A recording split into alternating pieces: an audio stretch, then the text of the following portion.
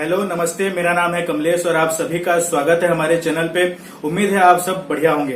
तो दोस्तों, जब भी आप क्रेडिट कार्ड लेने के लिए बैंकों में जाते हैं तो आप देखे होंगे कि आपको आपके इनकम डॉक्यूमेंट की रिक्वायरमेंट पड़ती है और आपका सिविल स्कोर भी अगर अच्छा होगा तभी आपको क्रेडिट कार्ड दिए जाते हैं।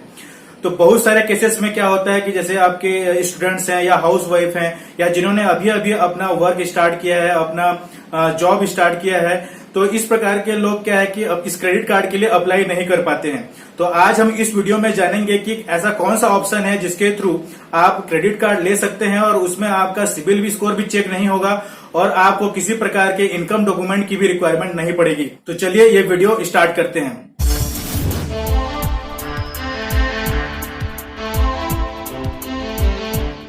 तो दोस्तों, मैं आज इस वीडियो में बात करने वाला हूं secured credit card. Secured credit cards में आपका एफडी के अगेंस्ट पे क्रेडिट कार्ड्स आते हैं। इस प्रकार के क्रेडिट कार्ड्स को लेने के लिए आपको बैंकों में एक एफडी बनवाना पड़ता है। अब बात यह आती है कि एफडी कितने अमाउंट का बनवाना है। तो जो एफडी बनेगा ये बैंक टू बैंक आपका डिपेंड करता है, डिफर करता है। तो जो एफडी का अमाउंट है, कई सारे बैंक्स 10,000 का मिनिमम रिक्वायरमेंट रखते हैं, कई सारे बैंक्स 20,000 का रखते हैं। तो जिस भी बैंक से आप एफडी के अगेंस्ट पे क्रेडिट कार्ड लेना चाहते हैं उस बैंक में एक बार इंक्वायरी जरूर कर लें। उसके बाद बात करते हैं कि इसमें आपका इनकम डॉक्यूमेंट लगेगा या नहीं लगेगा। इस प्रकार के क्रेडिट कार्ड को लेने के लिए सिंपली इसमें किसी प्रकार का आपका इनकम डॉक्यूमेंट नहीं लगेगा। इसका मतलब यह है कि कोई भी सैलरीड पर्सन को, कोई भी हाउस वाइफ या कोई भी ऐसा व्यक्ति जो अभी इनकम नहीं कर रहा है वह व्यक्ति भी इस क्रेडिट कार्ड को ले सकता है। इस प्रकार के क्रेडिट कार्ड्स को लेने के लिए किसी भी प्रकार का आपको एक तो इनकम डॉक्यूमेंट नहीं चाहिए और इसमें जो भी आपको केवाईसी डॉक्यूमेंट्स लगेंगे वो भी बहुत ही मिनिमम लगेंगे।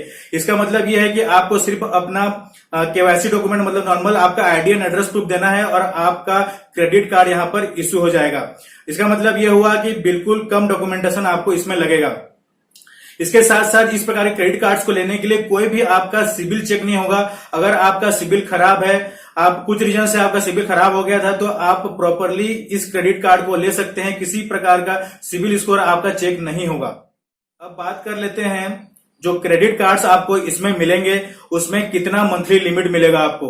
तो जो भी आप एफडी यहां पर बनाएंगे उसका 70 से 90% तक का आपको मंथली क्रेडिट लिमिट इस क्रेडिट कार्ड में मिल जाएगा। अब बात करते हैं कि एज क्राइटेरिया क्या है इस प्रकार के क्रेडिट कार्ड्स को लेने के लिए। तो इस प्रकार के क्रेडिट कार्ड्स को लेने के लिए bank to bank age limit यहां पर सेट किया गया है। तो बहुत सारे बैंक्स 18 प्लस का मिनिमम एज रिक्वायरमेंट रखते हैं और बहुत सारे बैंक 19 प्लस का एज रिक्वायरमेंट रखते हैं। तो जिस भी बैंक से आप ये क्रेडिट कार्ड लेना चाहते हैं वहां के रिक्वायरमेंट्स, वहां के क्राइटेरिया एक बार जरूर देख लें। अब बात करते हैं जो क्रेडिट कार्ड इसमें मिलेगा, ये क्रेडिट कार्ड कितने दिनों के लिए वैलिड होगा।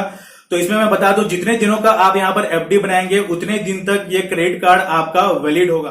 अगर मान लीजिए आपको पैसे की जरूरत पड़ गई, आपको इस एफडी को ब्रेक करना चाहते हैं, तो सबसे पहले आपको इस क्रेडिट कार्ड को बंद करना होगा। उसके बाद ही आप एफडी के अमाउंट को निकाल सकते हैं। अब बात करते हैं ये जो एफडी होगा ये कितने टेन्योर का होना चाहिए, मतलब कितने दिनों या कितने महीनों तक का एफडी यहाँ पर मिनिमम बनाना पड़ेगा।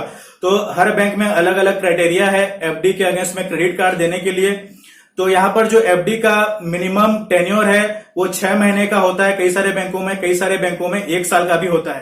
तो इस प्रकार के क्रेडिट कार्ड को अगर आप यूज कर रहे हैं और इसका लिमिट हर महीने यूज कर रहे हैं और उसका जो बिल पेमेंट है वो प्रॉपर आप समय पर कर रहे हैं, तो यहाँ पे चांसेस हैं आपका जो सिबिल खराब हुआ था वो यहाँ पर अच्छा हो सकता है और आगे आने वाले दिनों में आप जो भी लोन के लिए अप्लाई करेंगे तो वहां पर आपको सिबिल के केस में कोई दिक्कत नहीं होगी।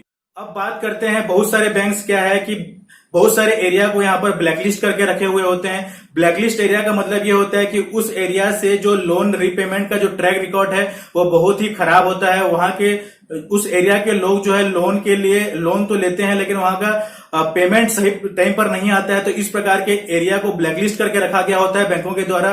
तो अगर आप अनफॉर्चुनेटली उस एरिया से बिलोंग करते हैं तो भी आप इस एफडी के अगेंस्ट पे क्रेडिट कार्ड के लिए अप्लाई करेंगे तो आप बिल्कुल यहां पर क्रेडिट कार्ड ले सकते हैं। अब देखते हैं नॉर्मल कंडीशन में क्या होता है जब आप क्रेडिट कार्ड लेते हैं इनकम के बेसिस पे।